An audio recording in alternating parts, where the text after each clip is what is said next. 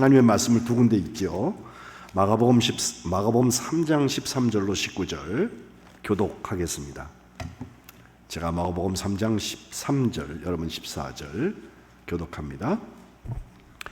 또 산에 오르사 자기가 원하는 자들을 부르시니 나아온지라. 앞에 있어요. 네.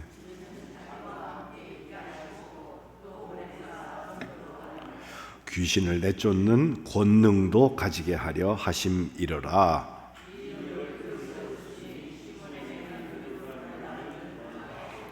또 세베대의 아들 야고보와 야고보의 형제 요한이니 이 둘에게는 보아너게 곧 우레의 아들이란 이름을 더하셨으며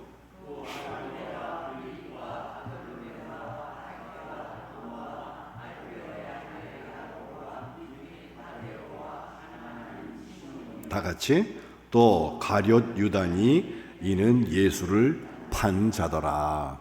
아멘. 누가복음을 가볼까요? 6장 12절로 16절.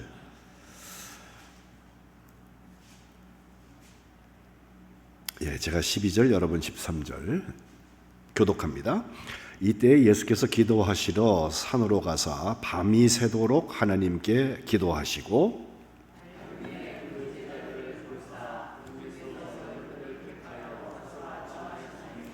곧 베드로라고도 이름을 주신 시몬과 그의 동생 안드레와 야고보와 요한과 빌립과 바돌로메와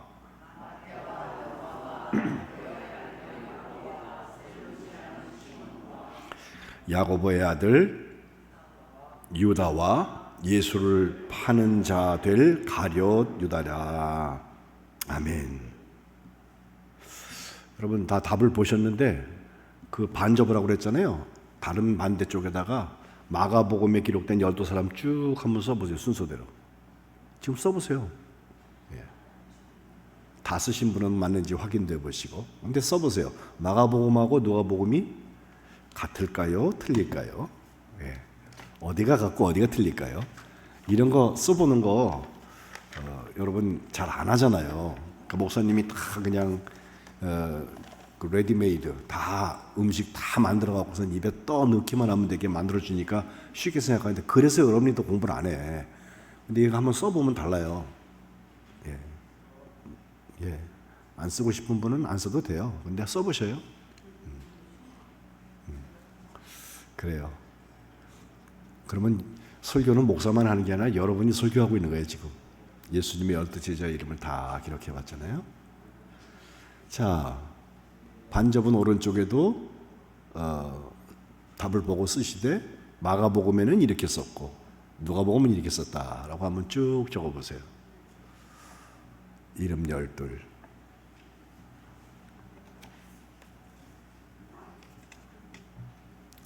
다 쓰셨어요? 아직 덜 쓰셨네요. 더 쓰세요.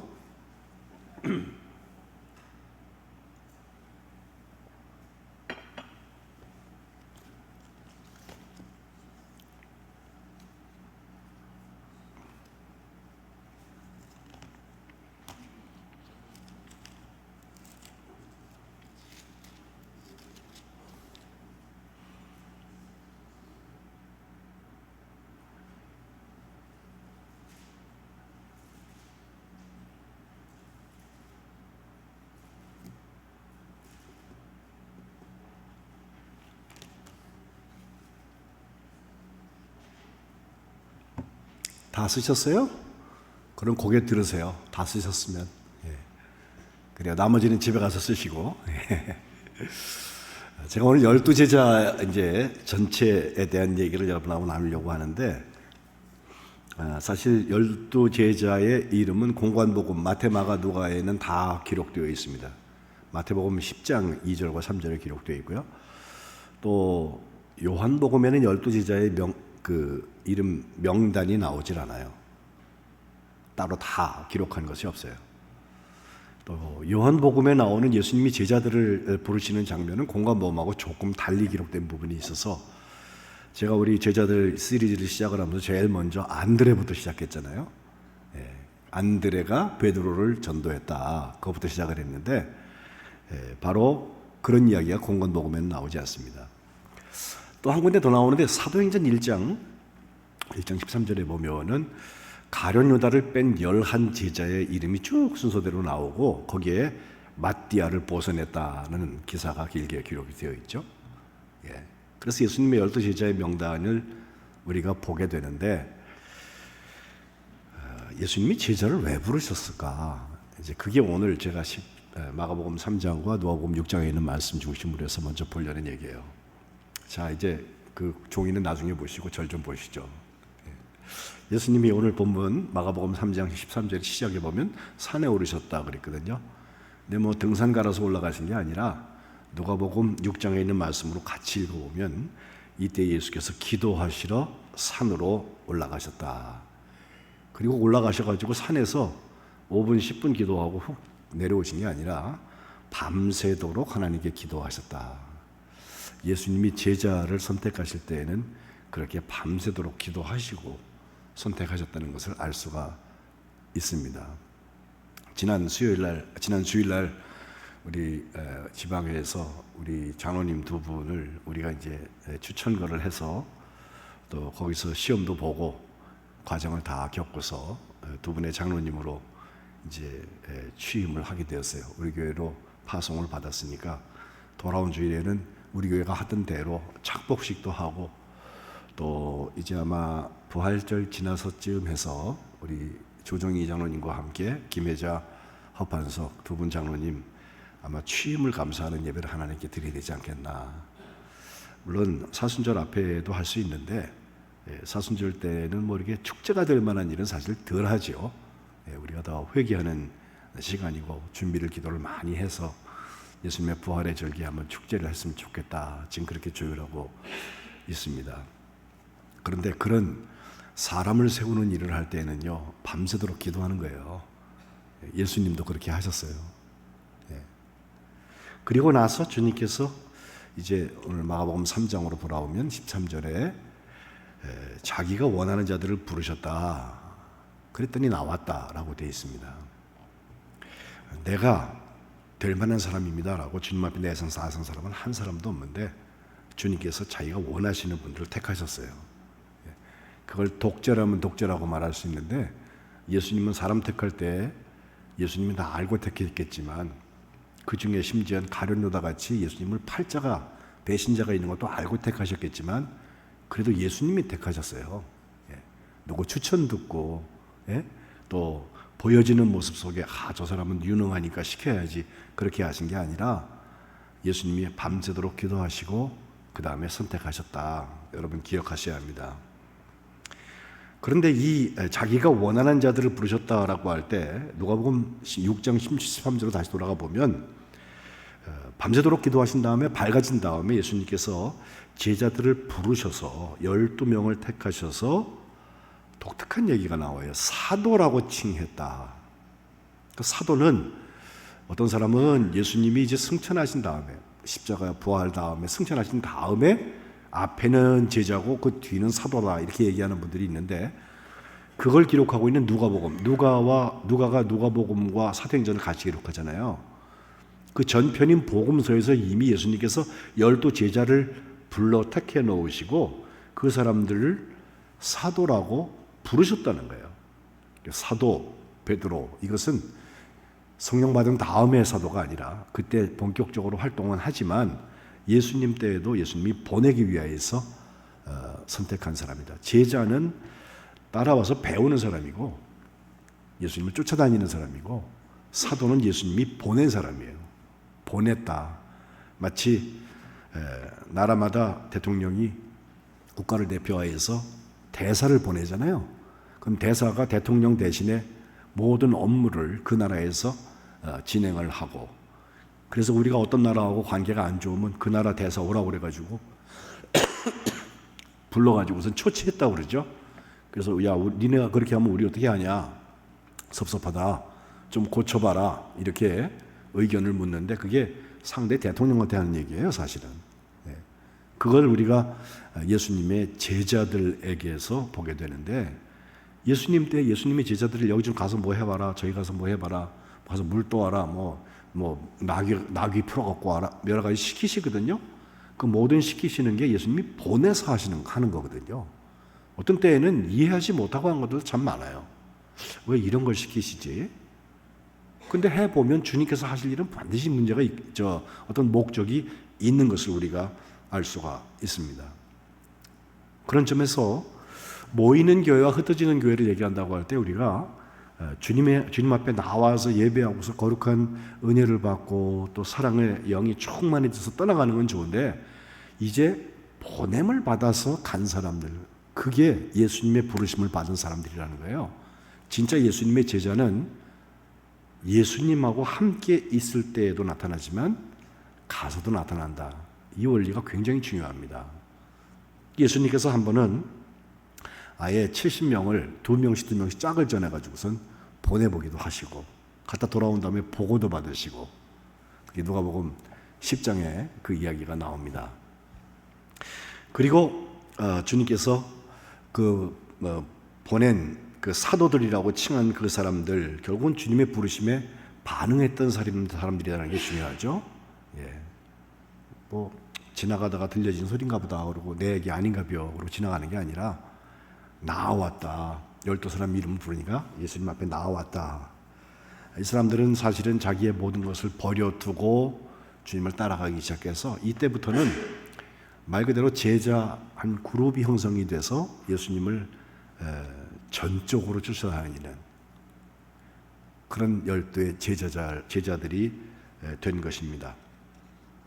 왜 부르셨는지 우리 마가복음 3장 오늘 읽은 말씀에 보면 14절 15절에 목적 3가지가 나오는데, 첫 번째는 먼저는 예수님이 함께 있으려고, 자기와 함께 있으려고 12사람을 부르셨다. 제가 여러분한테 우리 기도 자리에 같이 와서 기도해요 라고 말씀드리는 거는 그게 그냥 초청이 아니에요. 사실은 제가 어떤 때는 안타까운 마음도 있고 기도 제목을 공유하고 싶어서 여러분한테 오라고 그러는데, 그 자리에 여러분 대신해서 천사만 와서 앉아있으면 거룩한 천사하고 저하고 잘 놀지 뭐. 근데 그게 아니야. 여러분 자리 지키는 게 그게 중요합니다. 예수님이 자기와 함께 있게 하시려고 제자들을 부르셨다. 그건 꼭 교회에서만 아니라 여러분의 가정이나 여러분의 일 들어갔을 때에도 거기가 예수님이 나와 함께 하시는 자리라고 생각하면 함부로 못해요. 그렇죠? 우리의 생각도 언행도 관계도 이게 제자들이 하는 거예요. 제자들이. 한국교회에 제자훈련이라는 게 오카노 목사님 이후에 크게 성행했어요. 그것 때문에 교회가 부흥한다고 하니까 목사님들이 열심히 가서 그 세미나 듣고 그거 가지고 교회에 와서 제자 시리즈, 제자훈련 해갖고 몇 사람을 붙들고서 성경 외우게 하고 여러 가지 훈련을 했던 것이 사실이에요. 근데 이제는 제자 얘기가 옛날만큼 돌아다니지 않죠. 코로나가 결정적인 역할을 했던 것 같은데, 그 이후에는 같이 모여가지고서 뭐 한다는 게 쉽지 않아진 것을 3년 정도 경험한 다음에 제자가 원격 제자 훈련 진짜 모였을 때하고 완전히 다릅니다. 만나서 해보면 함께 있는다는 게 그 사이버상에서 줌이나 뭐 이런 화상통화로 하는 거, 이거는 배워지기는 하는데 정말 진심스럽게 지근거리에서 예수님이 뭘 하시는지 그것을 함께 경험하는 일, 그것이 연약하죠. 직접 보고 직접 눈으로 보고 직접 예수님의 음성을 듣고 배우는 거하고 한 번 걸러서 듣는 거하고는 그 충격이나 도전의 강도가 줄어들 수밖에 없죠. 그런 점에서 현장 예배를 여러분께 권하는 것입니다. 주님은 3년 동안 제자를 데리고서 한솥밥을 먹으면서 여러 가지 일들을 하신 중에 이쯤 하면 내 제자들은 다 알만도 한데 얘들이 도대체 그걸 알아듣지 못한다, 깨닫지 못한다 라고 할 때 너희가 어찌 믿음이 없냐라고 물으신 적이 있어요. 마가복음 4장에도 그 말씀이 나오는데, 믿음이 없다라고 이것을 꾸짖으신 것이기도 하지만 거꾸로 얘기하면 너희가 믿음이 좀 있었으면 좋겠다, 그 말씀이거든요. 매일 저는 믿음이 적어서요 라고 말씀하신 분들, 제가 그건 겸손의 표현일 수도 있지만 하나님의 일을 하고 싶지 않은 뜻일 수도 있습니다 라고 말씀드리잖아요.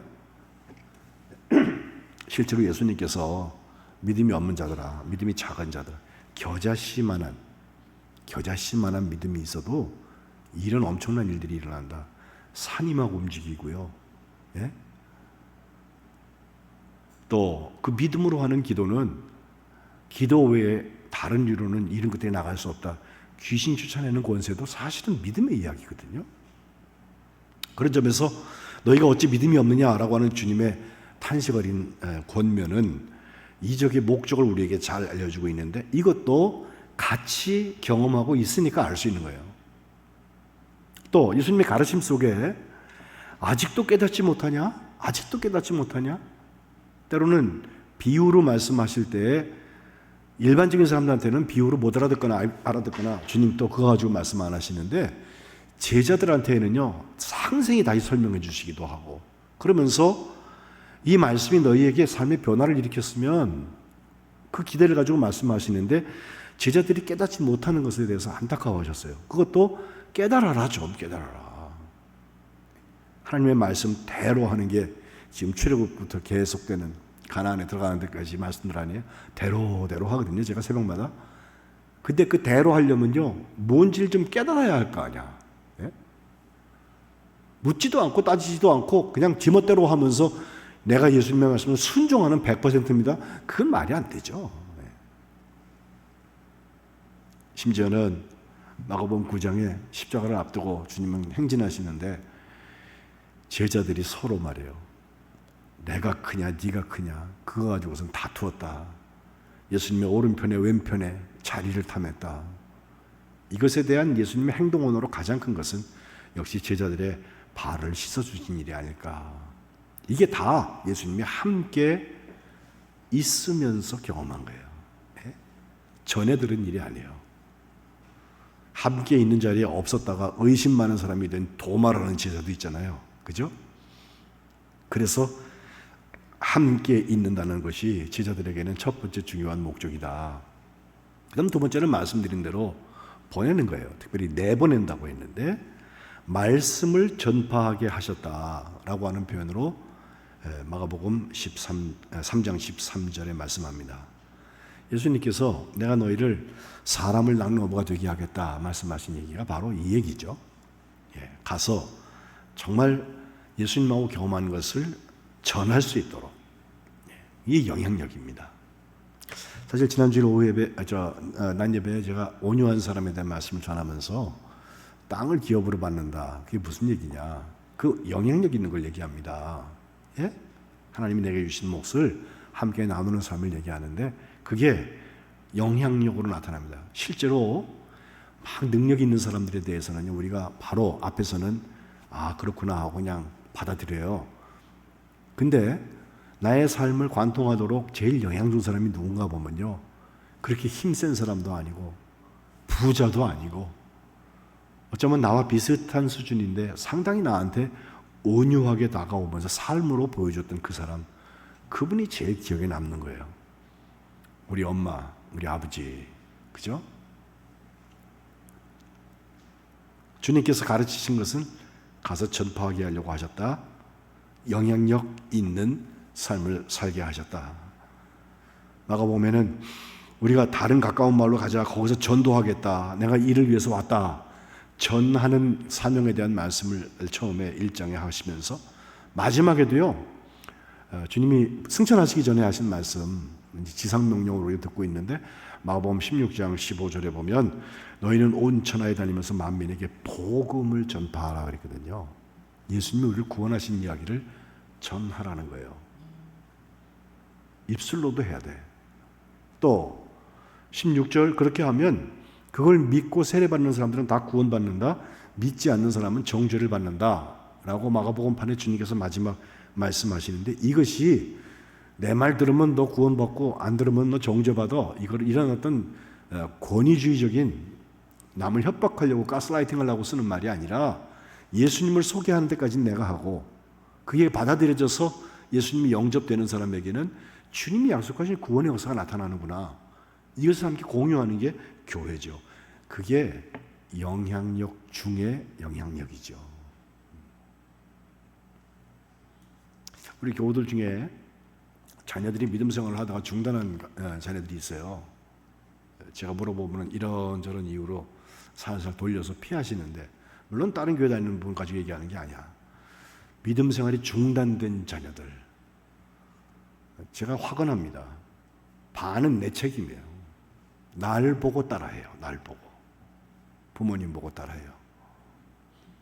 내가 정말 예수님 없이 못 사는 삶을 살았다, 그걸 자녀가 알면요, 그렇게 함부로 못해요. 청소년기에 뭐 좀 반항심이 있어서 일시적으로 그런 일을 할 수는 있어요. 근데 아주 떠나가지 않아요. 철이 들면 돌아와요. 그런 점에서 진짜 영향력은 말씀을 전파하게 하시는, 사람을 낚는 어부가 되게 하시는 예수님의 부르심이었다. 이것이 예수님의 제자를 세우시는 목적이었고, 그리고 마지막 세 번째가 권능의 역사, 귀신을 쫓아내는 거라고 오늘 마가복음 3장 15절에 말씀하고 있습니다. 그 승천하시는 장면 마가복음 16장에 가보면 믿는 자에겐 이런 표적이 따른다. 곧 그들이 내 이름으로 귀신을 쫓아낸다. 뭐 새 방언을 말하고 뱀을 집어들리고 또 무슨 독을 마실지라도 해를 받지 않고 병든 사람에게 손을 얹으면 기도하면 낫는다. 여러 가지 표적들도 말씀을 하시지만 제일 먼저가 내 이름으로 귀신을 쫓아낸다는 것인데, 누가복음 아까 6장 읽었잖아요. 12명의 이름이 나온 그 다음 이야기에 보면 예수님께서 바로 귀신 쫓아내는 일들을 와 있는 병자들에게 귀신을 쫓아주시고 또 그들을 치유해 주시는 역사가 거기 나타나고 있습니다. 또 마태복음에도 예수님의 12 제자 명단이 나온다고 그랬는데 10장 1절, 2절, 3절이 그 명단이고, 그 앞에 보면요, 예수님께서 12 제자를 부르셔서 더러운 귀신을 쫓아내며 모든 병과 모든 약한 것을 고치는 권능을 주셨다. 우리가 비리비리 해가지고 영적 싸움을 하면 지고 뭐 주님 도와주세요, 이런 연약한 어떤 악순환을 하는 것이 아니라, 예전에 그랬다면 예수님의 제자가 돼서 예수님과 함께하는 삶을 살고 예수님의 보내심을 받은 삶을 사는 사람들은요, 예수님이 주신 권세 가지고 더러운 귀신의 역사를 이겨나가는 거예요. 얼마나 이기는지 스스로 여러분의 영적 일기에 기록되는 것을 찾아보시면 참 좋겠습니다. 누가복음 10장 아까 말씀드린 70명을 둘씩 짝지었으니까 35조로 나누어 가지고선 지방에 앞서서 보내셨어요. 그랬더니 가가지고서 갈 때 뭐 두 벌 옷을 갖지 말고 쭉 설명해서 보내셨는데, 그때 주신 게 정말 귀신을 쫓아내는 권세를 주신 것인데, 그것 때문인지 돌아와가지고 누가복음 10장 17절에 보면 그 70명이 주님 앞에 보고하는 장면이 나와요. 너무너무 기뻐. 예수 이름으로 선포했더니 귀신이 우리한테 항복하는 걸 우리가 봤어요 라고 주님한테 고백을 하고 보고를 드리는데, 예수님께서 17절부터 그렇게 말씀하시죠.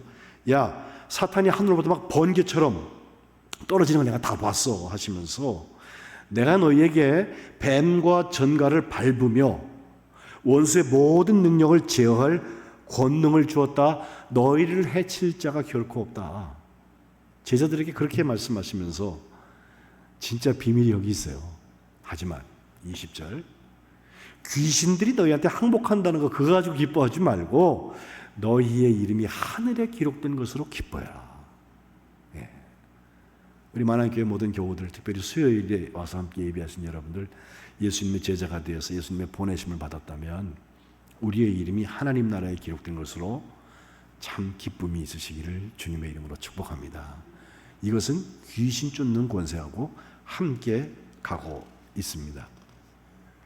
그러면 여러분이 기록하셔 보신 12 제자의 이름들을 제가 잠깐 보면서 잠깐 그 12 제자를 좀 설명을 해보고 싶은데, 제일 먼저 베드로가 나오고 제일 마지막에 가룟 유다가 나오죠.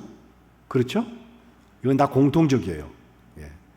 사도행전에는 가룟 유다 이름이 빠져 있어요. 대신에 마태를 집어넣기 때문에 마태, 마가, 누가 다 똑같습니다. 그리고 이것을 앞에 네 사람 우리가 업으로 알고 있고, 베드로, 안드레, 야고보, 요한, 보통 이 네 사람을 제 얘기하잖아요. 그 중에서 안드레 빼놓고 세 사람은 예수님께서 3인방처럼 말씀하셔서, 가만 보시면 오늘 마가복음 판에 보면요, 예수님이 제자들의 이름을 쭉 부르실 때 거기다가 썼을 때 16절에 먼저 시몬에게 베드로, 17절에 보면 세베대 아들 두 사람 야고보와 요한, 거기까지 한 다음에 18절에 나머지를 쭉 기록하죠. 그러니까 안드레는 사실 베드로를 전도한 사람이라고 얘기하는데도 이 마가복음판에서 보면은 3등, 첫 번째 한 절도 아니야, 두 번째도 아니야, 세 번째 절에 쫙 나오는 제일 먼저 안드레가 나와요. 그런데 마태든 마가든 누가든 그 제자들을 부르시는 장면에 보면 베드로와 안드레 형제, 또 세베대 아들들인 야고보와 요한 형제, 이 네 사람은 각각 먼저 불러서 그 다 비슷한 때 가장 초기에 부른 사람으로 보여져서 예수님의 가장 오래된 제자이기도 하고 또 예수님의 쓰임을 받았다 1그룹이라고 말할 수 있고, 그 다음에 이름을 잘 여러분 잊어먹기 쉬운 사람이 지난주에 얘기했던 빌립과 나다나엘 전도 얘기했잖아요. 와서 보라고 얘기했던 빌립이 먼저 믿었어요. 베세다 사람이니까 바로 그 베드로, 안드레, 야고보, 요한 이 사람들하고 비슷한 동네 사람들인데 그 어부 출신이었을 것이다 라고까지 추측을 할 수 있어요. 어쨌든 그 빌립이 예수님을 만난 다음에 동네에 가서 자기 친구 나다나엘을 전도하거든요. 그 나다나엘을 공관복음은 돌로메라고 해서 돌로메의 아들인 사람이라고 이름을 기록하고 있는데, 이 빌립과 바돌로메, 그 다음에 여러분 그 전에 제가 보았던 레위라는 사람 있잖아요. 세관에 앉아있던 세리. 그래서 제가 삭개오까지 같이 말씀을 나누었는데 그 세리 레위를 마테마가 노가는 마테라는 이름으로 바꾸어서 설명하고 있어요. 레위는 아마 레위족 속이 아니었을까 생각이 되고, 그런데 그 세관에서 세금을 걷고 있는 이 사람을 마테라고 그의 이름을 찾아내서 그 마테마가 누가 요한의 첫 번째 복음서를 기록한 예수님의 제자가 되었다 이렇게 소개하고 있고, 마테와 함께 두 번째 그룹 네 번째 사람은 도마입니다. 도마. 디두모라고도 하는데 쌍둥이라는 뜻을 가지고 있죠. 그 나머지 쌍둥이는 나오지 않지만 이 도마라는 사람은 아까 말씀드린 대로 예수님의 그 마지막 부활하신 자리에 없다가 예수님 보여줘야 돼. 나 손가락에다가 손가락을 그 못자국과 옆구리에다가 집어넣어보지 않고 믿지 않는다고 그렇게 얘기했다가 예수님이 다시 나타나셔서 그에게 네가 본 거로 믿냐, 보지 않고 믿는 자가 복이 있다 주님 말씀하신 그 대상이었거든요. 근데 도마는 지금 세계에서 인구가 제일 많은 나라인 인도에 가서 결국은 순교하기까지 복음을 전했던 정말 큰 일들을 감당했던 제자가 되었습니다. 그 다음에 마지막 네 사람, 그 중에서 마지막 부분에 나오는 가룟 유다는 뭐 뻔해, 잘 알고 있어요. 다만 누가복음에는 그를 예수님을 팔았다라고 벌써 얘기하지 않고 예수를 파는 자가 될 가룟 유다다라고 말했고, 마가복음으로 돌아와 보면 예수를 판 자 가룟 유다라고 그랬는데 그 가룟이라는 게 지방 이름이에요. 안양, 뭐 경기 이렇게 얘기하는 것처럼.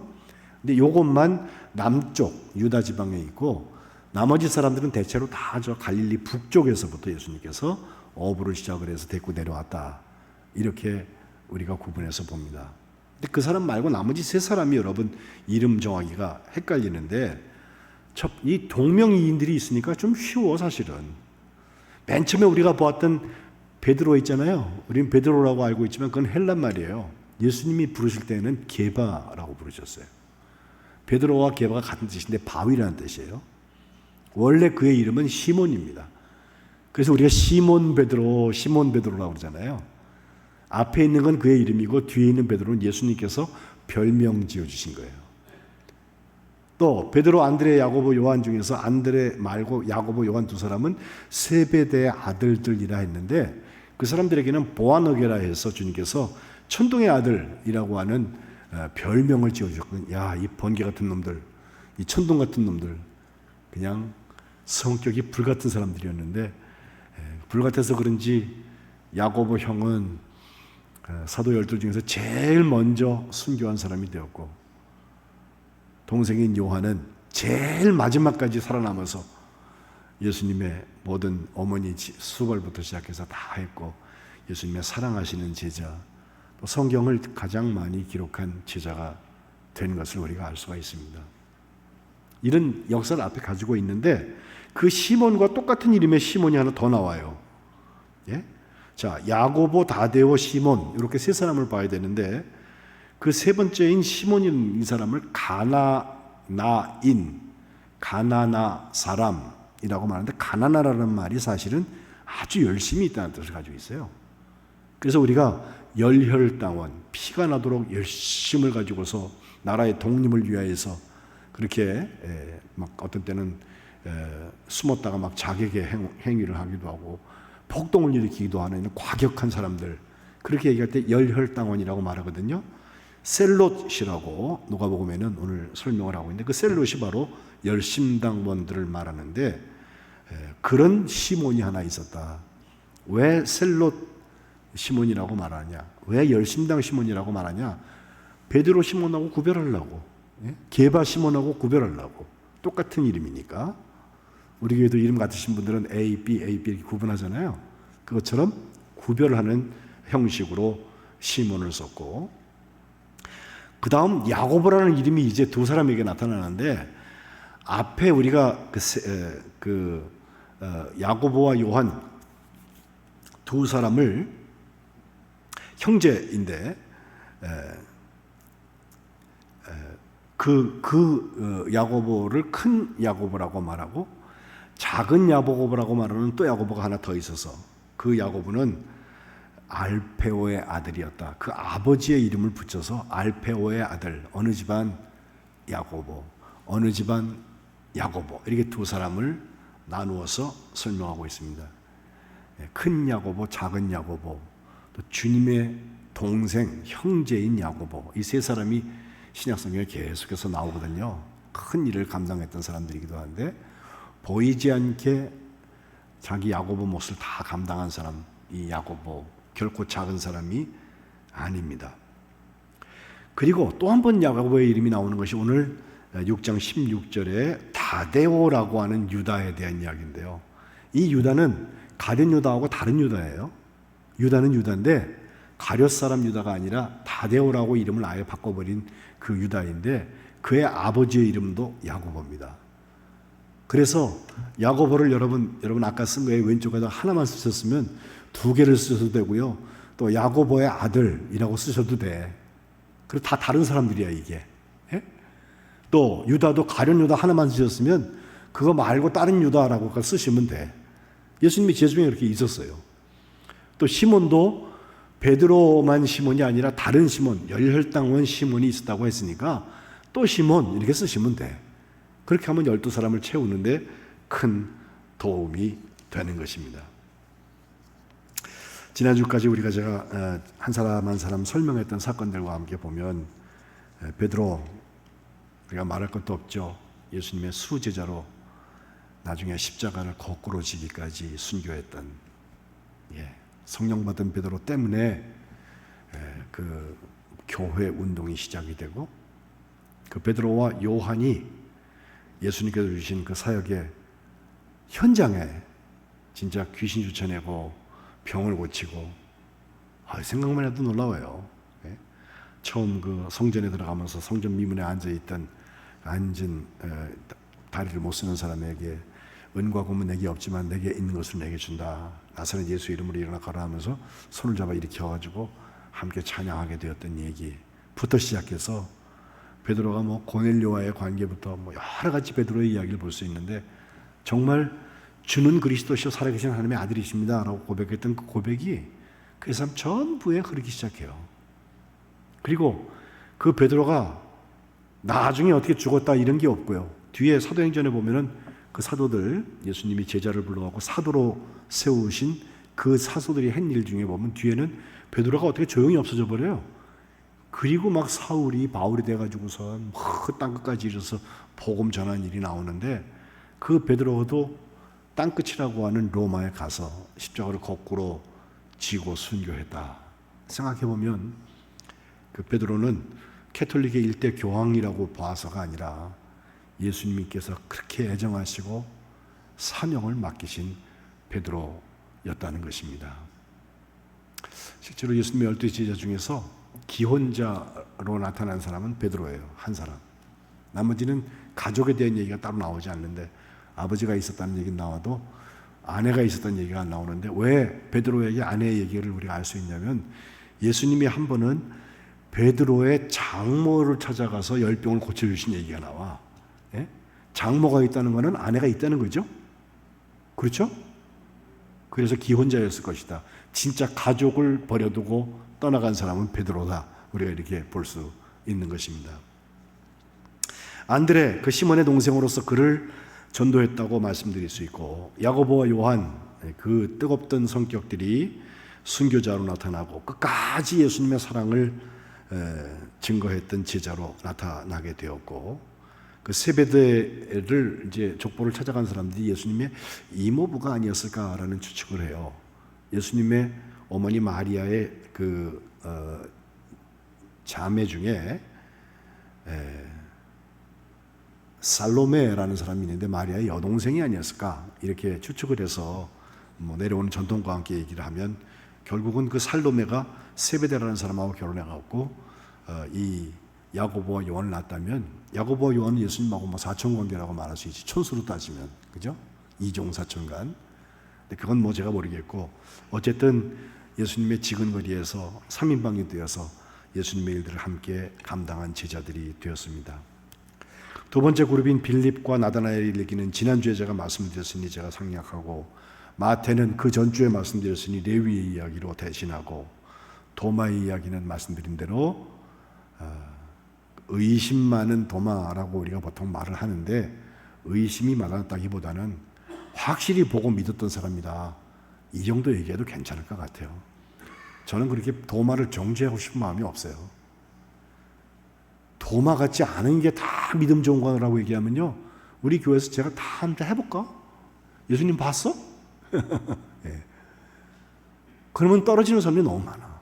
특별히 오늘날과 같이 과학이 그때와 비교할 수 없이 발달되어 있는 세상에서는요, 실증주의자적인 성격을 아무리 믿음 좋은 사람도 다 가지고 있다고. 그런데 그 도마에게 주어진 예수님의 확증, 특별히 보지 않고 믿는 자에게 복이 있다신 예수님의 축복의 역사, 본 다음에라도 땅끝까지 이르러서 주님의 증인이 되었던 역사를 감당하게 하시는 것입니다. 이제 야고보나 다데오나 또 셀롯 가나나인 시몬 빼놓고 가룟 유다, 정말 불량품이 되어서 마지막에 그 예수님의 그 배반의 키스를 하고 예수님을 은 수물에 팔아버리는 그런 제자 역할을 하게 되는데, 그도 예수님이 부르셔서 3년 동안 데리고 다니셨다는 거 우리가 반드시 기억해야 합니다. 가룟 유다, 성경은 계속해서 그를 예수를 팔 자더라, 예수님을 팔게 된다, 예수님을 배신하게 된다, 이 얘기를 계속 여러분 쓰고 있는데, 사실 예수님의 때에 다른 제자들은 그거 몰랐어요. 재무부장이었다니까. 가장 신뢰할 수 있는 사람이니까 하는 거 아니에요, 그거? 능력도 있고. 그런데 그가 예수님을 뒤집어요. 저는 12 제자의 얘기는 남의 이야기가 아니라 우리 이야기라고 봐요. 우리 중에 어떤 사람은, 한 사람도 그런 사람이 안 나오길 바라지만 가룟 유다 같이 될 사람이 있을 수도 있는 거야. 제가 그럴 수도 있어요. 제가 누구든지 가능해요. 다만 나머지 제자들처럼 끝까지 예수님이 부르셨을 때 찾아갔으니 예수님과 함께 있으려고, 또 예수님께서 다 가르쳐가지고서 특별히 복음을 전파하게 하시려고, 그리고 귀신을 쫓아내게 하시려고 우리를 제자로 부르시고 보내신단 말이에요. 그 보내심 받은 사도의 자리에서 주님 기뻐하시는 그런 사랑의 수고를 감당하시기를 주님의 이름으로 축복합니다. 기도하겠습니다. 하나님, 12 제자의 이야기를 우리가 봅니다. 주님께서 제자를 택하실 때에는 분명히 산에 올라가셔서 기도하시고 원하시는 분들을 부르셔서 주님께 따라 나온 사람들을 데리고 3년 동안 주의 사역을 감당하셨는데, 주님과 함께 있기를 소원하실 때 저희가 주님 그 자리에 설 수 있도록 저희들을 움직여 주옵소서. 제자들처럼 주님께서 말씀을 전파하게 하실 때 보냄받고 그 말씀을 전파하고 복음을 전파하여서 하나님 나라의 영향력을 세상에 끼치는 축복의 통로가 되게 하여 주옵소서. 하나님, 저희 가운데 어둠의 권세를 물리치는 능력을 더하여 주시고 그 권능 가지고 귀신을 쫓아내며 치유의 역사를 체험하며 하나님께서 귀히 여기시는 구원을 함께 체험하게 도와 주옵소서. 저희들 가운데 주님의 12 제자의 역사들이 계속해서 나타나서 이것이 시행착오가 된다 할지라도 결국은 심겨진 것이 사랑의 수고로 열매를 맺게 하시고 오직 하나님께 영광이 되게 하여 주옵소서. 저희들에게 성령을 충만케 하셔서 주님의 이 맡기신 사명을 끝까지 감당하며 하나님 나라를 살아갈 수 있도록 우리 만안교회 모든 성도들을 축복하여 주옵소서. 주님의 일을 맡기시는 예수님의 이름으로 기도합니다. 아멘.